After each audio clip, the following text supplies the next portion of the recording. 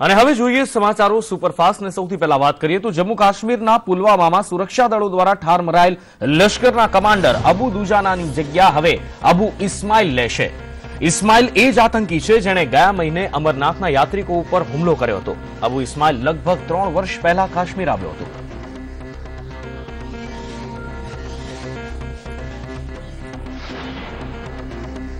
આતંકી અબુ ઇસ્માઇલ અમરનાથ હુમલાનો માસ્ટરમાઇન્ડ છે। અબુ ઇસ્માઇલ માત્ર 26 વર્ષનો છે અને તે પાકિસ્તાનનો રહેવાસી છે।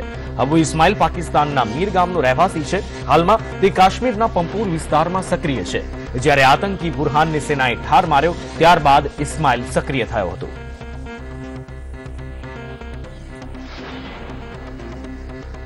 જમ્મુ કાશ્મીરના લશ્કરે તૈયબાના ચીફ અબુ દુજાનાને ઠાર માર્યા બાદ હવે ભારત આ મુદ્દા પર પાકિસ્તાનને ઘેરવાની તૈયારી કરી રહ્યું છે।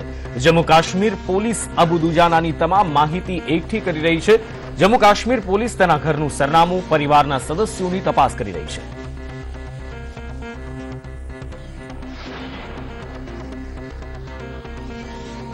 આઈટી બેંગલુરુમાં જ્યાં કોંગ્રેસના ધારાસભ્યો રોકાયા છે ત્યાં ઇન્કમટેક્સ વિભાગે દરોડા પાડ્યા છે। કર્ણાટકના ઉર્જા મંત્રી ડીકે શિવકુમારના કનકપુરા સદાશિવનગરમાં આવેલા નિવાસસ્થાન ઉપર અને ઇગલ્ટન ગોલ્ફ રિસોર્ટમાં દરોડા પાડવામાં આવ્યા।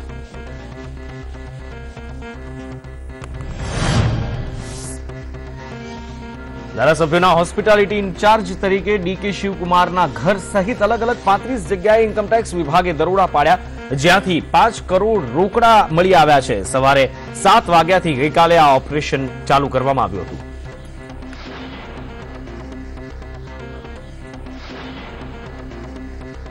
અહેમદ પટેલે ટ્વિટર પર સરકાર પર આ બાબતે આકરા પ્રહાર કર્યા છે। તેમણે ટ્વીટ કર્યું છે કે રાજ્યસભાની ચૂંટણી જીતવા માટે સરકાર દ્વારા આ રીતના પગલાં લેવામાં આવી રહ્યા છે, જે અયોગ્ય છે।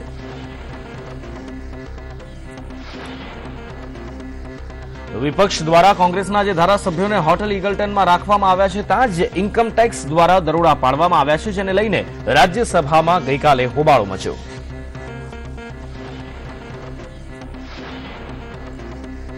લોકસભામાં પણ આ મુદ્દો ચર્ચાયો। વિપક્ષના નેતા મલ્લિકાર્જુન ખરગેએ લોકસભામાં દરોડાનો મુદ્દો ઉઠાવતા કહ્યું કે સરકાર ગુજરાતની એક રાજ્યસભાની સીટ મેળવવા કોંગ્રેસને ડરાવી ધમકાવી રહી છે અને આ રીતે દરોડા પાડી રહી છે, તો જેટલીએ તેને કાયદાકીય કાર્યવાહી ગણાવી હતી। નાયબ મુખ્યપ્રધાન નીતિન પટેલે કહ્યું કે રિસોર્ટ પર રેડ પાડવી તે વિષય કેન્દ્રનું છે, તેમાં રાજ્ય સરકારને કંઈ જ લાગે વળગે નહીં અને કોંગ્રેસના ધારાસભ્ય છે એટલે રેડ પાડી છે એવું પણ નથી।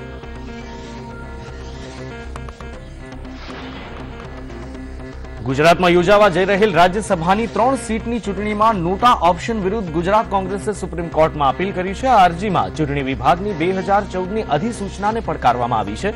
કોંગ્રેસ પાર્ટીની આ અરજી પર સુપ્રીમ કોર્ટમાં આજે સુનાવણી થશે।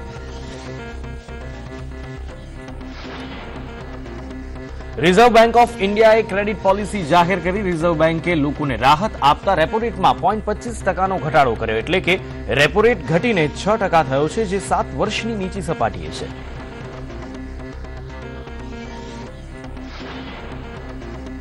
બેંકો આ ઘટાડેલા વ્યાજદરનો લાભ ગ્રાહકો સુધી પહોંચાડશે તો લોન સસ્તી થશે। હોમ લોન, પર્સનલ લોન અને કાર લોન જેવી લોન સસ્તી થઈ શકે છે, પણ આ લોનમાં ઘટાડેલા દરનો લાભ નવા ગ્રાહકોને જ મળશે। બીજી તરફ બેંક આ ફિક્સ ડિપોઝિટ પરના વ્યાજદરમાં ઘટાડો કરી શકે છે, એટલે કે તેની અસર બચત પર થશે।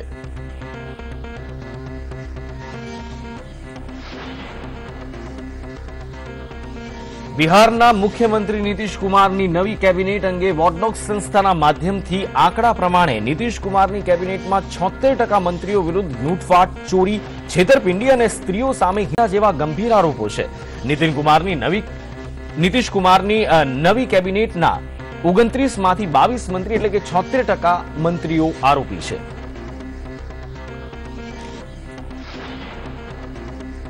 વડાપ્રધાન નરેન્દ્ર મોદીએ બિહાર અને ઝારખંડના ભારતીય જનતા પાર્ટીના સાંસદો સાથે મુલાકાત કરી હતી। મુલાકાતમાં ઓડિશા અને પશ્ચિમ બંગાળના સાંસદો પણ હાજર રહ્યા હતા।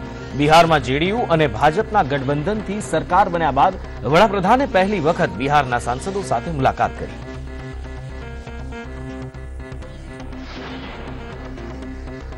વડાપ્રધાન મોદીએ દાદા બસવાનીના 99મા જન્મદિવસ નિમિત્તે વિડીયો કોન્ફરન્સ દ્વારા લોકોને સંબોધિત કર્યા.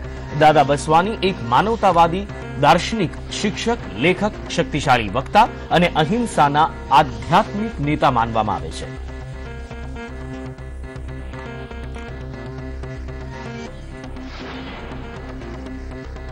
મિશન 2019ને સફળ બનાવવા માટે અમિત શાહ જોરશોરથી કામગીરી કરી રહ્યા છે અને દેશભરમાં ભ્રમણ કરી રહ્યા છે.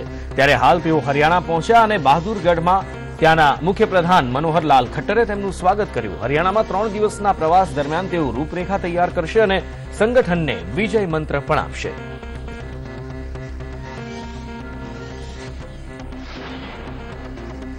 મહારાષ્ટ્ર સરકાર ઓનલાઈન ગેમ બ્લુ વેલ વિરુદ્ધ કેન્દ્ર સરકારના સહયોગથી કાર્યવાહી કરશે. મુખ્યમંત્રી દેવેન્દ્ર ફડણવીસે મંગળવારે વિધાનસભામાં આ અંગે માહિતી આપી હતી.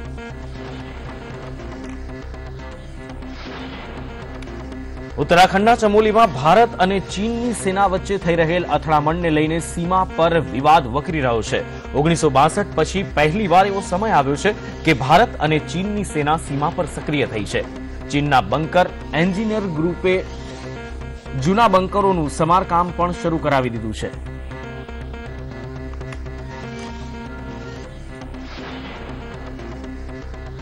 દિલ્હી કોંગ્રેસ મુખ્યાલયમાં કોંગ્રેસ ઉપાધ્યક્ષ રાહુલ ગાંધીએ બેઠક કરી હતી. બેઠક દરમિયાન રાહુલ ગાંધીએ કહ્યું હતું કે પ્રોફેશનલ લોકોને કોંગ્રેસ સાથે જોડવામાં આવશે અને તેમના અવાજથી રાજનીતિ અને નીતિ બદલવામાં આવશે.